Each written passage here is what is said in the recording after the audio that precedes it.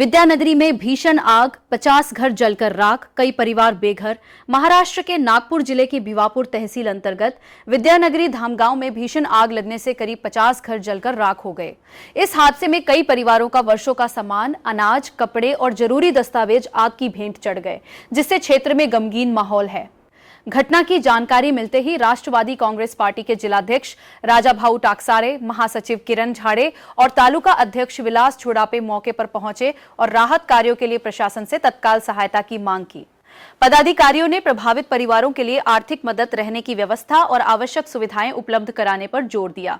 प्रशासन ने भी जल्द राहत पहुंचाने का आश्वासन दिया है। नागपुर से संवाददाता रॉबिन कुमार की रिपोर्ट।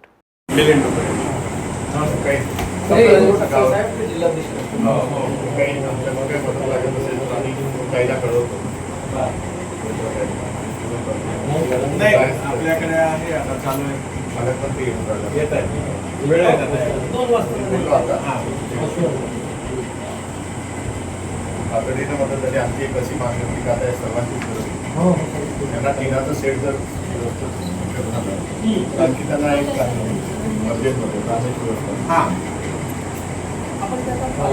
चालेल ना अर्जंटमध्ये जर झालं उद्या पाऊस आहे, वादळ आहे, त्याच्यामुळे दुसऱ्याच्या घरात राहू शकत नाही। ठीक आहे सेटला जास्त वेळ लागेल। ठीक आहे ते किराणा किटची यांनी वस्तूंची नावं सांगा बरं। किराणा 16 जे घर आहेत त्यांच्यामध्ये नाही ना, ते नाही आहे किराणामध्ये काय काय आहे। जिल्हाध्यक्ष राष्ट्रवादी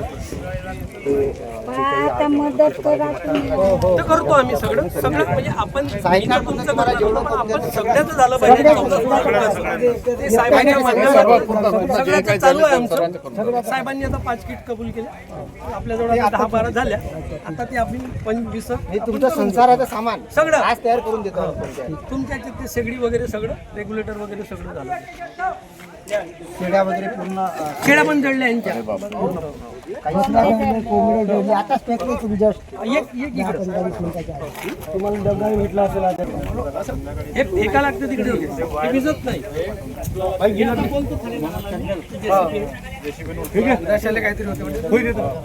काहीतरी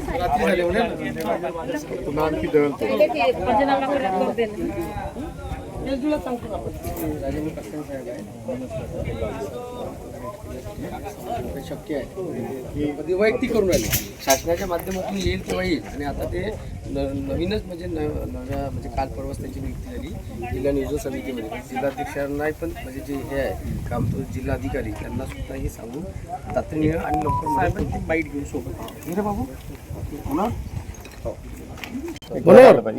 राष्ट्रवादी काँग्रेस शरद पवार अजित पवार गटाचे जिल्हाध्यक्ष राजाभाऊ टाकसाळे हे सुद्धा आज या भेटीसाठी आलेले आहेत। त्यांच्या परीनं या ठिकाणी काय प्रत्यक्षात मदत करत आहेत आणि घटनेविषयी किती गांभीर्य आहे, किती गंभीर घटना घडलेली आहे याविषयी आपण त्यांच्याकडून जाणून घेऊया।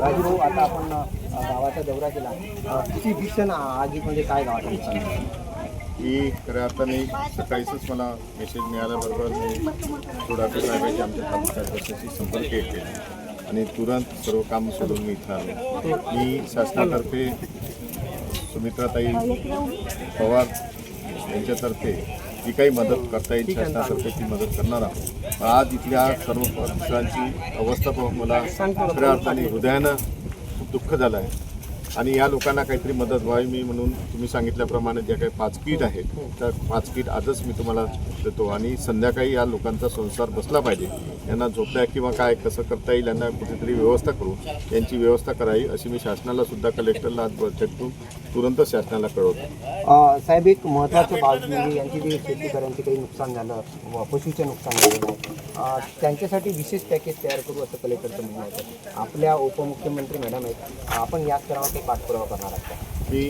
आजच आता पत्र लिहून आता तुरंत मेल पाठवतो आणि यांना ज्या काही मदत पाहिजे असेल कलेक्टरला सूचना करायला लावतो आणि तुरंत मदत करायला सांगतो। आपण राजाभाऊ टाकसाळे यांनी सांगितलेलं आहे की उपमुख्यमंत्री सुमित्रा पवार यांच्या मार्फत जे जे या गावासाठी विशेष पॅकेज अंतर्गत मंजूर करण्यासाठी मदत लागेल ती माझ्याकडून नक्की करण्यात येईल. दैनिक देशोन्नतीकरिता भिवापूरवरून मनोहर वानखेडे.